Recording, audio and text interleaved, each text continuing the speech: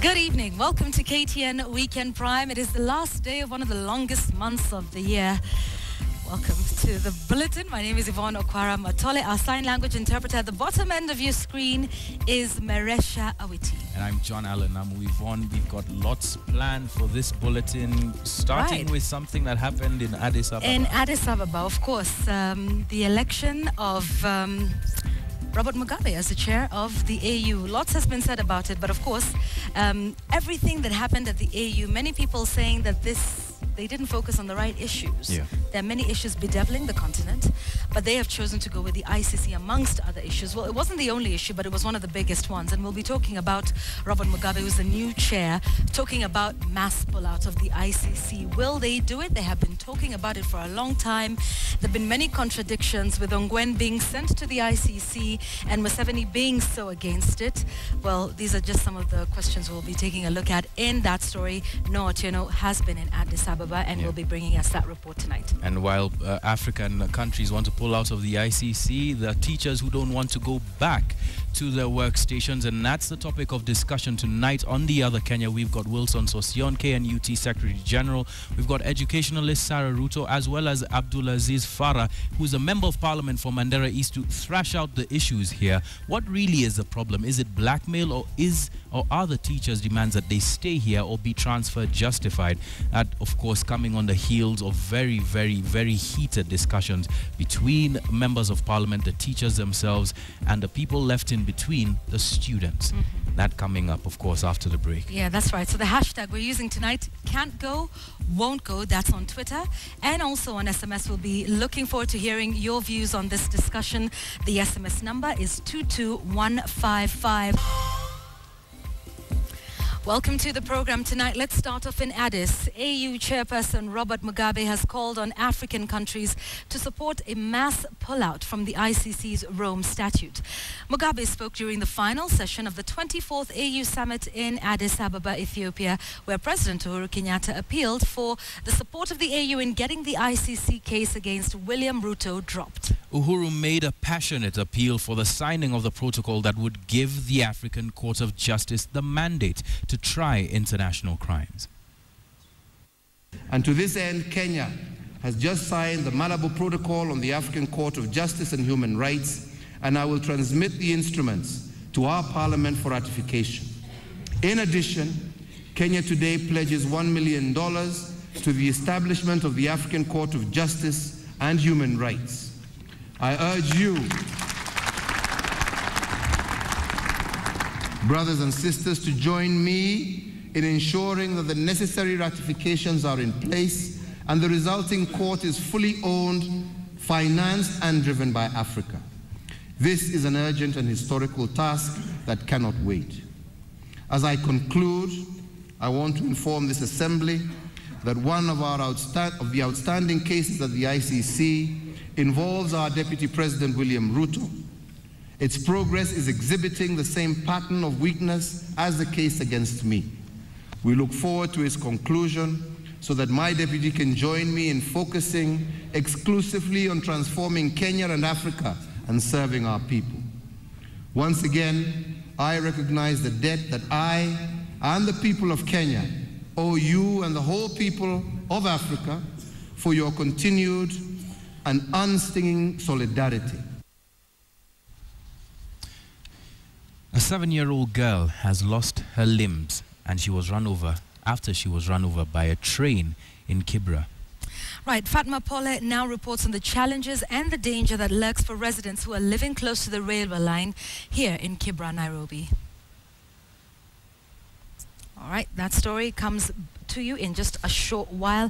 Let's move on to the Northrift, where leaders from Turkana and West Pokot counties have agreed to work together to foster peace and end the perennial conflict and cattle rustling in the two counties. Eldred Catholic Bishop Cornelius Corrier, who chaired the peace meeting, urged the leaders to find a lasting solution to highway banditry. On his part, Bungoma Senator Moses Wetangula called on the government to dialogue with the neighboring states of Uganda, South Sudan and Ethiopia for a joint disarmament exercise that will ensure the insecurity challenge is properly addressed. To hospital to see him. The leaders converged in Kitale town to discuss persistent insecurity in West Pokot and Turkana counties. Cattle rustling has remained a headache in the region, jolting the leaders into action to fix it. Cattle rustling banditry has actually been one of the biggest silent killers of human beings. It's not acknowledged nationally, it's not acknowledged internationally, and that's why they also say hiyo ni domestic problem ya Pokot na Turkana. This is a problem that has been there for a long time, and successful governments have been unable to solve. And I think this is the opportunity. And I want to say, let us seize this opportunity. There are increased number of widows, increased number of orphans, increased number of child-headed households, increased poverty. On 7th January this year, the newly appointed Interior Cabinet Secretary Joseph Nkaiseri met leaders from 7 counties of northern Kenya, where the subject of cattle rustling dominated the session. Among resolutions reached at during the Bomba Declaration was to instill punitive measures on communities that encourage cattle rustling, including communal punishment. We have agreed that if the footprints of cattle reach your location, you will be responsible. And that particular location, the leaders, the assistant chief, the chief, we will get the equal number of cattle from your location if you allow those cattle to disappear from your location. However, cases of sporadic livestock theft have continued to be reported in Turkana, West Pokot, Samburu and Baringo counties. Turkana South MP James Sulomenen appears frustrated that the Bomba Declaration is yet to be implemented. How many raids have happened since 7th of January up to now? There is nothing that has been done. What words will you use again to this community to convince them if you cannot implement that? Opinion is divided on how bandits and cattle rustlers should be smoked out. The government has no commitment. And I was telling Gaiseri, I want to see the miracle you're going to do. Because it is ultimate, the person going to implement is the government, not us. We speak. We give you a roadmap. I can tell you there are Moroccos here, going there. But who's going to, I don't have the gun. We all have an obligation. Each of us here has an obligation. Don't expect a security officer we have posted to Lodwa or Bokot to understand the community in a week and collect information. And you fold your hand and say, wacha askari afanye hiyo kazi yake.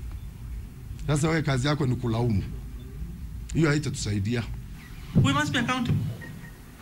If these cattle rustlers are within our villages and we can't expose them, how do you expect the government to expose them? And we are dealing with a delicate community that when their leader begins to say, don't misunderstand my people, don't do this, you start fighting that fellow. Besides cattle rustling, highway banditry is the other menace. That this attack on the highway, on the road, let us persuade our people to stop that. Every governor must have a critical role to play in the security of his county. It cannot be true that somebody sits in Nairobi and he's a Mr. Know-it-all and he can determine the peace and security of Turkana and Pokot. Observers say there is need for leaders from the 2 counties to engage in joint peace meetings with residents to discuss why embracing peace would spur development in the area. Patrick Amimo, KTN. Now, the border between Marakwet and Pokot was a no-go zone due to constant cattle raids. The Tot Kalowa Peace Project was started in a bid to curb and in the long run put to an end the cattle rustling menace there. Now, the share of a resource, the Mbubut River, is said to be one way of ensuring peace. And Mercy Kandia now reports on that very interesting perspective on finding peace. Grace Kiprop harvests the fruits of her labor. But even as her basket fills up, she and others here in Tot area of Marakwet know too well that the harvest is much more than the produce from the farm, the main produce being peace. This is part of the Tot Kalowa Peace Project, where River Mbubut that has its source in Marakwet was used to pipe water to 500 acres of farmland, 250 in Marakwet side and the other 250 in the Pokot area. Ilikuwa inalenga ekari 1000, lakini kwa sasa tuko na eka 500 250 upande ya Marakwet, 250 upande ya Kalowa. The farm now opening doors to access not only food but interaction between the two communities, which pulled together its human resource and channeled its energy for a worthy cause. The dry grounds now the hope of two communities no longer relying on the rainfall for sustainability of their farms, but relying on River Embobut and, by extension, the good relations with their neighbors, the Marakwets. Mtu akiongea mambo ya uwizi wa mifuko analaniwa vikali na wanajamii, wasee na viongozi. Hata watoto wenyewe wako saizi mstari wa mbele kupigania mambo ya amani. Kamati tulichakuliwa kutoka Marakwet watu 5, Pokot watu 5. Kwa vile mwenzangu yuko kamati kama kasetemu huyu. Alafu chairman anatoka mambo ile, vice chairman pande, treasurer ni pande, secretary ni pande. Grace says she leaves the house at 5 in the morning to beat the scorching sun because by midday it gets too hot to work in the farm. She harvested watermelons and got 40,000 shillings that she says keeps her going. Kamudu unakukumbuka unatafuta pesa alafu natumia watoto wa shule. Siniwe mwenyewe tu nafanya kazi yako. The 250 acres on the Pokot side is bare land being prepared for planting. They recently harvested maize. The project committee members say they need the farms expanded to cater for the thousands of residents on the Kalowa side. 65 to 75% tulifaulu, ambayo ilitoa chakula mzuri kwa pande hii. An initiative running under the Kenyans for Kenya initiative, the farmers get farming input from the Kenya Red Cross, a ray of hope that the younger generation get to go to school. Then education will better the society. Sasa kwenda kuja bandai na Marakwet naenda bandai ile nafanya kazi. The sun continues to scorch, but the view is different, not to bring drought, but to light a new path. One that hopefully the next generations will follow, and inter-community wars will be forgotten, peace radiating in the Embobut area. The Tot Kalowa project started in 2012 ensures that the residents here not only get to feed their families, but have just enough resource, getting rid of one of the main reasons of conflict in this area. Marcy Kandiye, KTN, Tot, Elgeyo Marakwet County. What good news there from Elgeyo Marakwet County. Peace is indeed possible. Let's take you to another story that we promised you earlier of a 7-year-old girl who has lost her limbs after she was run over by a train near her home in Kibra. Fatma Pole now reports on the challenges and danger that lurks for residents who are living close to the railway line in Kibra, Nairobi.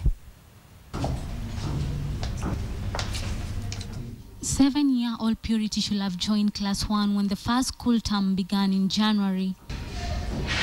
Instead, she is confined to this hospital bed after being run over by a train near her home in Kibra, Nairobi, dismembering her hand and leg. Her mother, 25-year-old Sarafina Owino, still coming to terms with how close she was to losing her firstborn and only daughter. When the train ilikuja ilikuwa kichwa peke yake ilikuwa na hii side nyingine. Sasa waliona tu hiyo kilipiga hao wakaona watu wanakimbia. Yeye alikuwa anaenda kukimbia akateleza. Sasa kuanguka chini. Ndio mama akasema kaona mkono ikifly ikienda hiyo side nyingine, mguu ikaenda na ikarudi kakata hapo hiyo nusu. 30th December 2013 began like any other day. Sarafina, who is the breadwinner, left home in search of odd jobs to sustain her family, leaving Purity at home where she was playing with her friends. But as fate will have it, that will be the beginning of their troubles. Nimepitia shida mingi sana. Saa zingine diaper natakana, saa zingine nakosa pesa, napewa hapa, saa zingine pia naisha, naenda kununua huko chini, saa zingine hiyo ni pesa. Purity is lucky to be even alive. Mimi nilikuwa nafikiria tu sasa huyo sasa ni atapatikana kweli. Na venye train inafanyanga watu hapa Kibera tunaonanga venye inafanyanga watu mtu apatikanangi. Despite everything she has gone through, Purity is still an active girl, oblivious of what has happened to her. To the amazement of the medical staff who treated her, She looks aggressive. Ni ule mtoto akapatiwa chance ya kudirectiwa towards one direction. She's not a dormant child. Back in Kibra, where Sarafina and her daughter live, no lessons have been learned from Purity's ordeal. Residents courting death quite literally. Businesses and residential houses located dangerously close to the rail track. But despite the obvious danger, it is here where children play as well. This is the exact spot where young Purity was run over by an oncoming train while she was playing with her friends. Some residents were, however, lucky enough to be relocated by their area leaders. Nikilinganisha pale na hapa tuko karibu na railway sana kuliko huko. For Purity, the hospital is her home, but even after being discharged, she will have to start a new life as a girl with special needs. She will not be able to walk because both of her limbs are affected and one of her arm is affected too. But adamaliziwa kutibiwa bado. And does she expect any compensation? Unasema umeenda kutembea kwa nini? Kwa hivyo umeogopa kwenda kupiga? Nimeogopa shika juu ulipeleka mtoto hapo hawezi kukusaidia na kitu. Juu anakanyagaga watu wengi Kibera na hata washughuliki. Mtu anaenda tu hivi hata wanapata wanapiga hall na usiposikia wanapita na wewe. Na ukwenda kuclaim huko hakuna kitu anakusaidia. Fatma Pole, KTN Weekend Prime.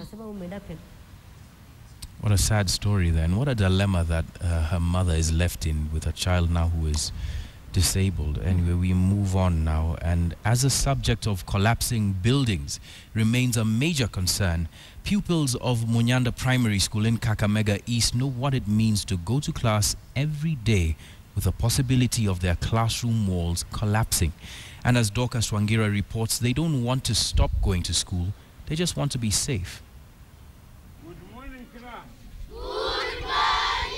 Things have fallen apart in Munyanda Primary School and the children are no longer at ease. Friday, 5 a.m., a building which served as classrooms for lower primary learners caved. I think poor workmanship and the need to have very many classes as per the problem by then is the major cause for this poor infrastructure and what has happened today. In 2011, the Ministry of Public Health and Public Works condemned the buildings in the school. The grace of God has been under use because of the serious infrastructure requirements of this school there like that.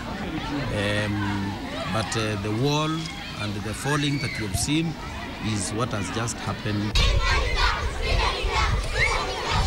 The emergency and current crisis drew the attention of the DO of Kakamega East, the area MP and the CDF manager. The management and stakeholders plan to have 4 classes built in 2 months for the children. Of the 650 pupils, 300 have no classes. What is going to happen to the children before then? More crowding? Lessons in the sweltering heat of the sun? How safe are they? What if another building, a class or toilet caves in? Promises? These children know will not build them classes, and every lesson may or may not end in disaster. 4 walls or no 4 walls, these children will still seek an education. It's a miracle that none of them were hurt when the building collapsed. But what they want is a much better facility, one which they can feel they're able to learn well and compete with children from other schools. Dorcas Wangira, KTN, Munyanda Primary School, Kakamega. All right, thank you for that, Dorcas. Now, for ages, the traditional buoy has been the signature attire for most women at the coast of Kenya. Now, over the years, the piece of clothing has undergone an evolution. KTN's Francis Ontoma now reports on its development over generations. Buoys have one purpose, and that purpose is to maintain your dignity and modesty. My dress, my choice. Hakuna katika Uislamu, my dress, my choice. Hakuna. The silence cannot be sustained anymore. Many are now talking openly about a subject much revered and only discussed behind religious walls. At the coastal city of Mombasa, it is normal to see women going about their businesses donned in the traditional buoy cloth, a symbol of respect and dignity among Swahili women. But in a predominantly Muslim city where women are required to cover their bodies from head to toe, anger is piling on the direction things are taking. Buibui ina heshima kubwa sana. Na kuna wengine si Waislamu, they misuse this buibui. Utaona wamesimama pale Moi Avenue and they are not Muslim. Wavaa mabuibui sababu ya kufanya biashara zao pale, which is too bad. These are the scenes Mama Mamtas is referring to. Along major roads in Mombasa and in the cover of darkness, ladies of the night line up to conduct their trade, disguised in the buibui attire. For some, it helps conceal identity, and for others, the strategy pulls clients. Anakwenda nalo sehemu nyingineyo ya kiuhasharati. Tunawakanya siku zote wambia wasitumie mabuibui wanapokwenda kufanya uhasharati ama wanapokwenda katika mabaa, mahali popote pachafu. Hili ni vazi linalotekana lionekane limemstiri mwanamke na sio kutumiwa kwa mambo ya izara. Many faces, different shapes. That has become the evolution story for the black piece of cloth over the years. Traditionally, the signature look will be that of an austere, loose, floor-length gown. But these days, newer designs are hitting the market. Marikiti market tailors are busy pacing up new orders. This is Mahmoud's stall. He has been in the trade of making buibuis for 9 years. Today, he's racing against time, trying to wrap up a customer's order. Next to Mahmoud's stall is Shadia Abubakar's. Mama ataka mtoto wake avae buibui asionekane ile mwili yake vile iko. Tunaona msana hataki hivyo. Msana mwenyewe anataka aonekane. Aonekane iko classic. So yeye anataka buibui nyembamba, ama pia mama kimchukulia hiyo buibui anakwenda kukabisha, anataka buibui aonekane vile uko urembo wake. Striking common ground, it appears, will not only be a hilly climb, but also a real cyclic challenge. Now, even right within religious circle, it is a discussion that has lately gathered momentum. Whether doctrinal or out of fashion, it is one that promises to be a real point of conflict between the younger and the older generations. Francis Ontomwa, KTN, Mombasa. Interesting story there, and it so happens that tomorrow, February the 1st, is World Hijab Day, a day in which women of the Muslim faith are invited to express their faith and their culture by wearing the hijab. So happy World Hijab Day, I guess. Now let's go back to some county politics. Baringo Senator Gideon Moi has urged the national government to consider increasing funding allocated to counties to enable Kenyans access critical services and improve development. Speaking in Seratunin in Baringo Central, the senator also criticized the 278 billion shilling allocation for the 2015-2016 year for all counties, saying that it fails to meet the 45% criterion earlier agitated for by governors. Serikali inafikiria kupatia sisi around 278 billion, yani yende counties. Hiyo 278, although ni 35%, is a very good start. Lakini haijatosha. Bado tunataka iongozewe iende juu, ifike karibu ambayo wale governors walitaka ambayo ilikuwa karibu 43%. We'll find a happy medium ground in seeing that what are the needs of the county governments in order that they can deliver services to the people of Kenya. An action-packed and sporty day indeed it has been. A very good evening and welcome to today's edition of KTN Sports. My name is Moses Wahesi. Starting us off, Nakuru RFC took a step closer towards successfully defending the Kenya Cup title as they narrowly emerged 15-12 victors over Homeboy's RFC in an energy-sapping encounter at the Impala grounds. In another match, Strathmore Leo's determination to win this year's played out as they demolished Catholic Monks 116 without a single reply. After last week's 41-5 defeat at the hands of KCB, Homeboys RFC were looking for a chance to redeem themselves as they took on defending champions Nakuru RFC. Homeboys were quick to get off the blocks as they bullied Nakuru to a 7-0 lead. Despite Homeboys putting on a stellar display, A collected Wanyore bounced back into the tie as they made 7 points to level matters going into the break. After the breather, Homeboys took a 12-5 lead to shadow the defending champions' efforts. Homeboys' increased attacks seemed not to shake the log leaders as they made 8 points in the dying minutes of the second half to win the tie 15-12. In other matches, Strathmore Leos demolished Catholic Monks as they emerged 116-0 victors. KCB were 74-15 winners over Queens, while Emperor Saracens defeated Mean Machine 34-8. Robinson Okenye, KTN Sports. The International Tennis Federation Under-18 East Africa Championship, together with Junior Circuit 2015 Tennis Championship, came to a close on Saturday, with Jack Molly and Aziz Omamina emerging victors. Molly, who hails from Great Britain, provided too much for the Kenyan youngster Kevin Cheruiyot, winning the first set 6-4 in less than an hour. In the second set, Britain provided a spectacular display as he won 6-2 to carry the day. The girls category, Ethiopia's Aziz Omamina took out Ibai Khalif in sets of 6-3 and 7-5 to win the tie. The tournament, which began on 25th of January, attracted more than 100 players from around the globe.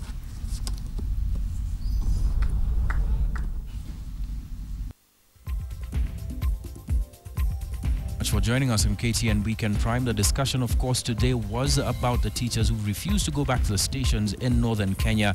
The hashtag was Can't Go, Won't Go. I'll just read 2 tweets here.